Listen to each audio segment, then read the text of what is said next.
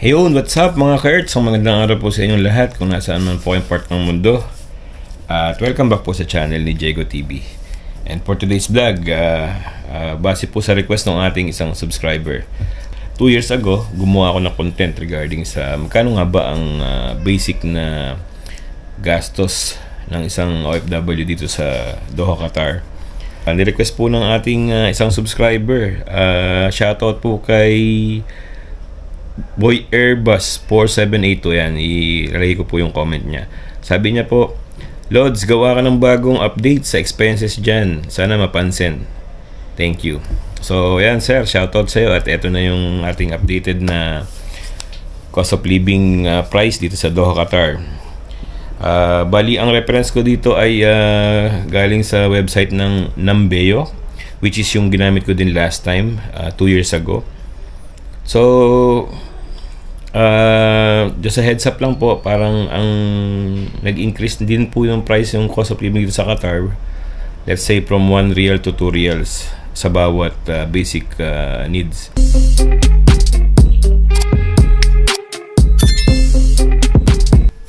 Siya nga pala mga ka-Earths, sa mga hindi pa natin subscriber at napadaan lang dahil sa nakita nila itong thumbnail o title nitong ating video for today. Ayan, paki-consider naman pong i-subscribe. Ayan po, Jego TV Official. Ayan po, sa YouTube. Ayan, para po pag may bago tayong upload regarding sa mga kaganapan dito sa Doha, Qatar ay manonotify po agad ulit kayo. So, ayan po, umpisahan natin. Bago natin umpisahan, gusto ko lang sa inyo i-share kung magkano ba ngayon yung exchange rate ng Qatar Rial sa peso.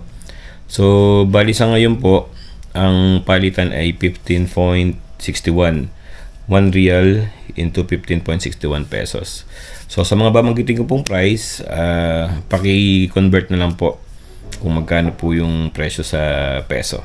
So, ayon po dito sa Numbeo, ang cost of living po sa Qatar is on average 26.3 lower than in United States. And yung rental cost naman po dito sa Qatar ay on average din 15.7 lower than in United States. Kaya nga po nung alam naman ng karamihan na or kung hindi nyo pa po alam, dito sa Doha, Qatar ay tax free po kami. I mean yung salary namin ay tax free po. Kaya marami pa rin nagnanais na makarating dito sa Doha, Qatar. So umpisahan na po natin sa food. Ayan, ayon po dito sa Numbeo. Ayan, ilalagay ko rin po sa screen yung screenshot nitong price para makita nyo rin po habang sinasabi ko. So, bali yung isang meal sa restaurant, hindi naman sa medium restaurant, sa inexpensive restaurant, is 25 rials ang cost. And yung meal for 2 people sa mid-range restaurant, for 3 course is 190 Qatar rials. Ayan, kung mapanood nyo po yung previous vlog ko bago ito, 3 po kami, kumain kami sa isang restaurant. Ang inabot po nung nakain namin ay 150 to 160 rials. Pero solve na po kami doon. And kung kakain naman po kayo sa McDonald's, ng isang combo meal is 25 rials yun. Then yung mga non-alcoholic beer is 45 rials. Kape, order ka ng kape sa isang coffee shop, yung regular, it will cost you 18.12 Qatar rials. Yung isang Coke na 0.33 liter bottle, 3.32 rials. At yung isang maliit na tubig ay 1.35 rials. Pagdating naman po sa market or sa mga groceries, ang isang litro ng gatas ay 7.76 Qatar rials. Yun naman pong loaf of fresh white bread, which is 500 gram, 5.66 Qatar rials. Ayun, ang bigas ay 7.86 rials per kilo, which is nung nakaraang vlog ko 2 years ago, 6.60 if I remembered it right. So parang, gaya nga nasabi ko, nag-range yung increase 2 years ago from 1 rial to 2 rial sa mga basic commodities. Yung egg naman, 12 pieces, 9.66. Ang local cheese, 1 kilo, 40.76. So, hindi ko na babanggitin yung iba dito. Banggitin ko na lang yung mga basic na binibili ng mga kabayan dito sa Doha, Qatar. Like yung manok. Ang 1 kilo ng manok ay 30.78 Qatar Riyals. Ang 1 kilo ng baka ay 38.52 Riyals. 1 kilo ng saging, 5.76. 1 kilo ng mansanas or apple, 7.22 Qatar Riyals. Kamatis, 1 kilo, 4.92 Riyals. Sibuyas ang mura dito sa Doha, Qatar. 1 kilo ay 4.42 Riyals. Tapos yung 1.5 na litro ng mineral water, 1.76 Qatar Riyals. Ayun, kung mga nagyoyosi kayo, napupunta kayo sa Doha, Qatar, ang isang kahan ng sigarilyo dito ay 23 to 25 Riyals per kaha. Yan naman, punta naman tayo sa transpo. Siyempre, importante yan, lalo sa mga kabayan na namamasukan. Hindi ka naman makarating sa trabaho mo na walang transport. Ngayon, since open na yung metro station o yung metro train, yun ang pinakamurang means of transportation dito sa Doha, Qatar, which is 2 Riyals per biyahe mo, per sakay mo. So kung pumapasok ka tapos uuwi ka, 4 Riyals lang ang iyong magiging transportation cost for isang araw. Taxi naman, yung normal tariff, starting siya 8 Riyals. Tapos yan, yung mga nagbabalak na kumuha ng sasakyan dito, ang isang Toyota Corolla sedan ay nagkakahalaga ng 74,167.69 Riyals. So parang sa peso, mga ano yun, mga 1 million mahigit, 1.2 siguro.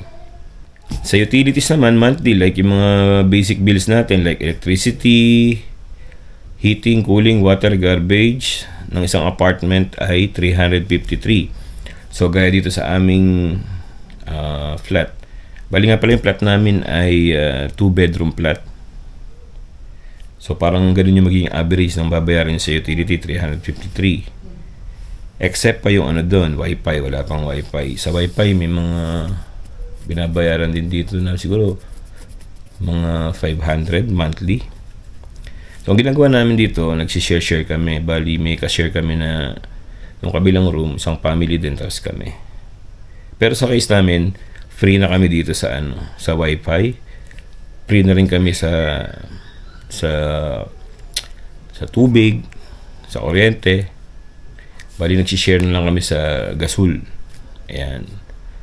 Tapos ayun, bali ang sa room rent naman, bali ang room rent namin dito is 1,600 per month. So malaki-laki din po pagka kinonvert nyo sa peso yun. Pero ang kinaman dito sa nakuha namin na bagong room, meron kami sariling toilet, meron kami sariling CR, tapos paliguan, unlike do sa dati kong flat na siya common. So yun, kagandahan. So tapos bali ang sukat nitong aming room ay 3.5 by 3.5. So enough na sa aming mag-asawa. So yun, tapos kung nagde-data ka sa cellphone mo, tulad namin, meron kaming postpaid. Binabayar namin parang nag-range from 160 Riyals to 180. Yan, parang ganyan.